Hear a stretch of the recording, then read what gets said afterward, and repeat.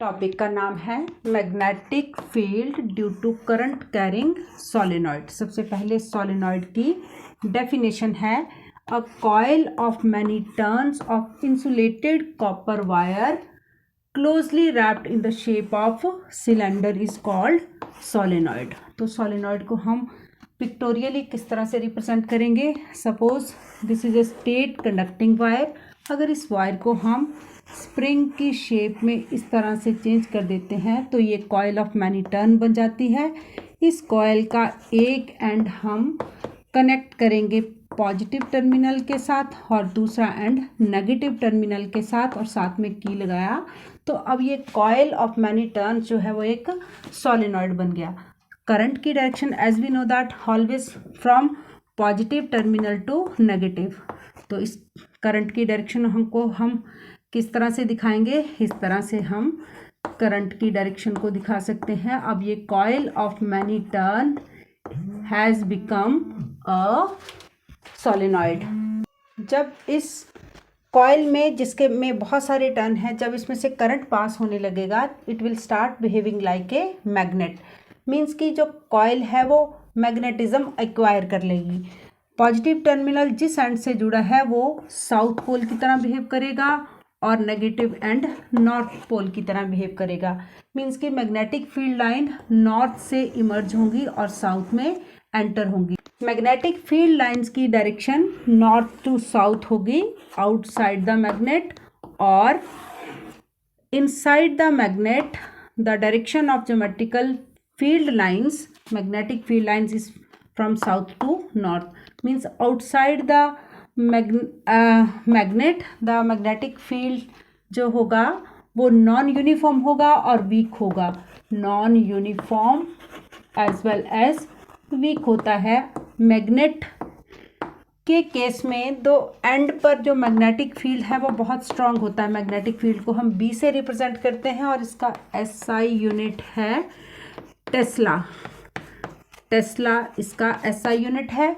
Magnetic field की strength and पर इन case of bar magnet बहुत ज़्यादा स्ट्रांग होती है, क्योंकि जितनी क्राउडेड मैग्नेटिक फील्ड लाइंस होंगी उतना ही स्ट्रांग मैग्नेटिक फील्ड होगा। But in case of solenoid, inside the solenoid magnetic field जो है वो यूनिफॉर्म होगा एज वेल एज स्ट्रांग होगा। Dear student, you will study this concept in higher classes कि strength of magnetic field due to solenoid is represented by the formula B is equal to nu naught Ni inside the solenoid। solenoid में के अंदर uniform और strong magnetic field होगा और इस formula से हम उसको रिप्रेजेंट करते हैं। ये एक नया आपको सिंबल देखने को मिल रहा है, इसको हम म्यू रीड करते हैं। This represent the permeability of the material. Material की परमिएबिलिटी, मटेरियल की एक ऐसी प्रॉपर्टी है कि जिस मटेरियल की परमिएबिलिटी जितनी ज़्यादा होती है वो अपने से उतनी ही ज़्यादा number of magnetic field lines pass होने देता है। तो this concept you will study in higher classes, but the sake of knowledge यहाँ पे ये डिस्कस करना बहुत ज़रूरी था। बट मैग्नेटिक फील्ड की strength in case of solenoid directly proportional to the number of turn. जितनी नंबर ऑफ टर्न्स ज़्यादा होंगी सोलेनॉइड में, कॉइल में, उतना ही मैग्नेटिक फील्ड ज़्यादा स्ट्रांग होगा।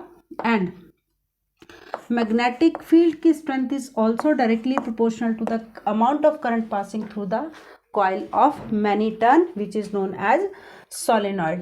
but solenoid के inside magnetic field nu naught Ni होगा, बट एंड पे मैग्नेटिक फील्ड सोलेनॉइड के केस में हाफ रह जाता है, B/2 रह जाता है। यहाँ पर B/2 रह जाता है और outside the solenoid magnetic field काफ़ी वीक होता है, क्योंकि यहाँ तक मैग्नेटिक फील्ड लाइंस ज़्यादा बहुत स्प्रेड हुई होती हैं, मोर क्राउडेड नहीं होती हैं।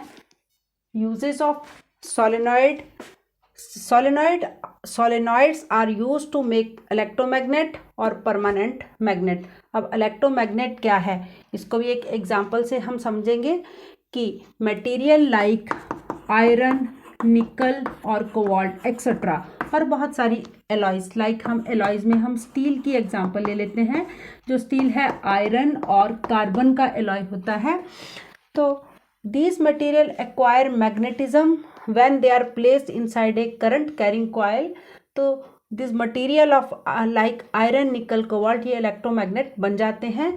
इनकी स्ट्रेंथ को, इलेक्ट्रोमैग्नेट की स्ट्रेंथ को हम इंक्रीज और डिक्रीज कर सकते हैं according to changing the amount of current flowing through the solenoid.